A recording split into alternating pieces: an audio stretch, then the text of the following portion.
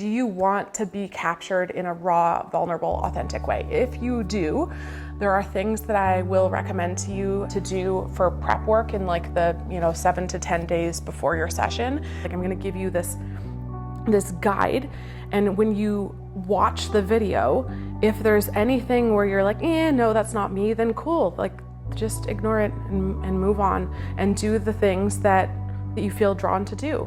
It's not the be all end all. These are just recommendations that I'm making based on what served me well in my journey. And if it doesn't fit for you, it's okay. It's just a shoe that doesn't fit. So I kind of have like a list of things that you can try.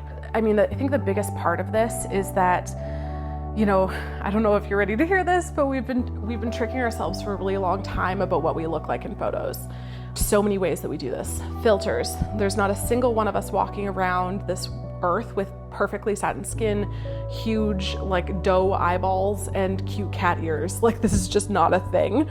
So, we're taking selfies from all of these different angles, and we're only capturing certain aspects of ourselves, right? So if we're holding our camera above us and shooting down, we're only capturing ourselves from that angle. Like, we can be photographed from a complete like 360 view. There's all these different angles.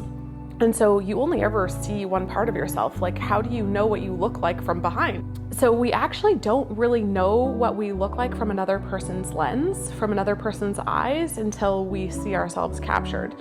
So we really want to work on softening that inner critic volume for the 2 hours that we're spending together. And this list of things will help you to do that, in my experience. Find words. You can even look up, you can Google words of affirmation or female words of affirmation. Find words that embody how you want to feel both in your daily life and in this session. Turn them into I am statements. I am resilient. I am courageous. I am powerful.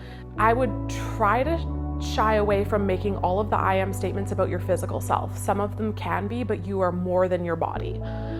Try to find words that connect to your soul, not so much to your outer self, or blend them. Make sure that they're balanced, that there is a little bit of everything, a little bit of all parts of you. The second thing is an unfiltered challenge. So in the 7 to 10 days leading up to the shoot, try capturing yourself with absolutely no filters.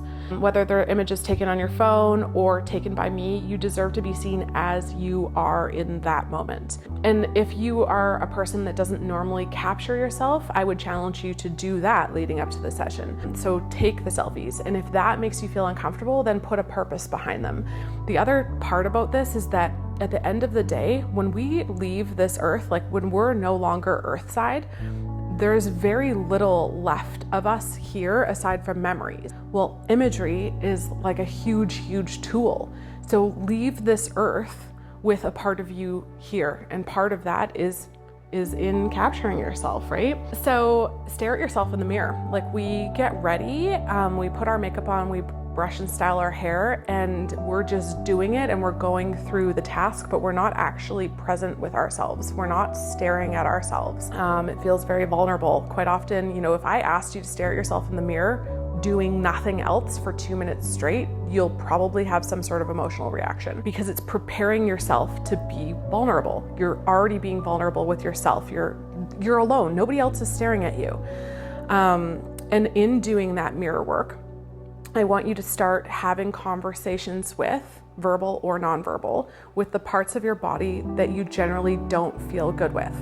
So for me, that's my midsection. My midsection has taken on all different shapes and sizes over my 37 years on this earth, and I have never been comfortable with it, which is interesting.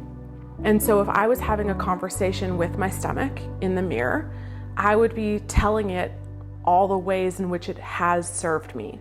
And so I kind of create like gratitude in a thing that normally makes me feel uncomfortable. And this is not like a toxic positivity thing. This is just us recognizing that something can feel yucky and good at the same time, that they can coexist, and we don't have to hide it. You're only there with yourself. So you're just gonna feel uncomfortable with yourself, which I know that is enough to shy away from this work. But it's really important to do it.